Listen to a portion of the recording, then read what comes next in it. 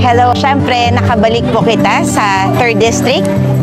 Specifically sa Barangay Banawan sa Piodaran, Albay.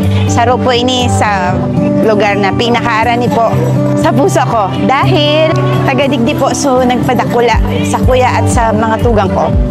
Aside from that, arani po ini sa puso ko dahil sa pamilya, ikang mga amigo ko na naging arani naman po sa ko.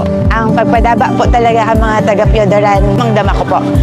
Yaon kita, ngunya na daw, kaiba po ang grupo kang Ako Bicol Party List para manaoki 10 kilos na bagas sa 1,055 families.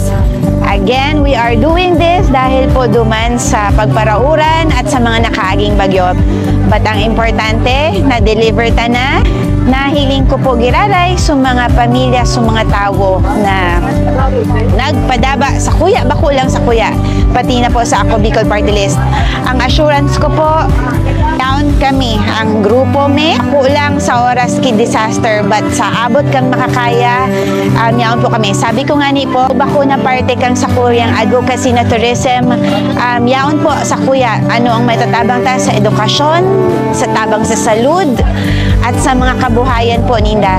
So in the next coming months, bigpapakaray ko lang po, dadarahon ko po ano ang pwede sa mga pigranihan kong ahensya at mga naging amigo ko na rin sa gobyerno. Kaya po, kusugan sa kuyang buot na may implementar ta inin. Maski yaon po ako sa legislation, this is part of my commitment sa bilog na Albayanas. Dumaan yung habagat, ma'am, halos talagang hindi ko na maisip kung anong gagawin ko doon. Pumasok na yung tubig baha, tubig alat sa kabahayan ng aking sityo.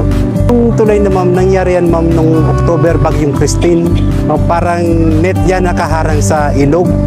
Napakadelikado po kung di aalisin yun. Sa ngayon, ma'am, ang ginagawa ng aking mga taga doon, mode of transportation nila ngayon is bangka. Yung munisipyo may pinadala man na parang service ng yung sa MDR. Napakalaking tulong din po noon. Sobrang hirap. Ay isip mo ba yan? Pero mas stress ka. Saan ka makuha, araw kang pagkabagat. Ay, dakulang tabang po yan nang itatao sa mo. Maraming salamat kiniday ko. Salamat ma'am po ma'am sa Bicol po. Ma'am ta nakaabot ka mo digdi sa mo. Kaya maray ma'am po ma'am. Salamat po.